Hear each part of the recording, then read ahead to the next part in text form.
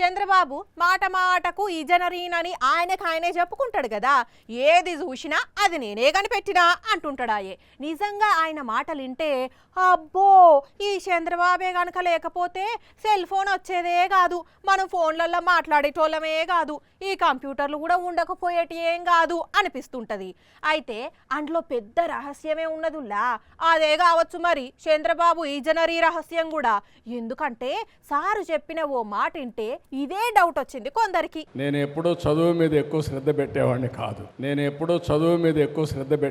కాదు. ఇన్న రానులా చంద్రబాబుకు చదువు లేదట, చందనం లేదట, అంతా డొల్లా, ఏమి లేదన్నట్టు.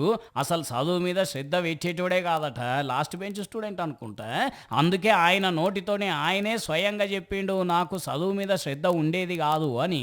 నేను ఎప్పుడూ చదువు మీద ఎక్కువ శ్రద్ధ పెట్టేవాడిని కాదు. మరి చిన్నప్పుడు చదువు మీద శ్రద్ధ పెట్టక ఏం చేసిండు బాబు అంటే, అయ్యో అప్పట్లో బాలయ్య బాబు షోలో ఆయనే చెప్పే కదా, అమ్మాయిల వెనకాల బైకుల సైలెన్సర్లు తీసేసి తిరిగేది అని.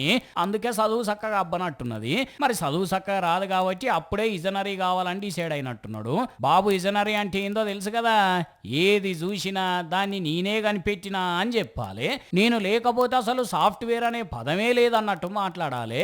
అందుకే నాటి నుండి నేటి దాకా మాట మాటకు అక్కడ స్పేస్ లేకపోయినా స్పేస్ తీసుకొని మరి నేను విజనరీని అని చెప్పుకుంటాడు. వాస్తవానికైతే నిజంగా విజనరీలు ఎవ్వరు కూడా మాట మాటకు నేను విజనరీని అని చెప్పుకోరు.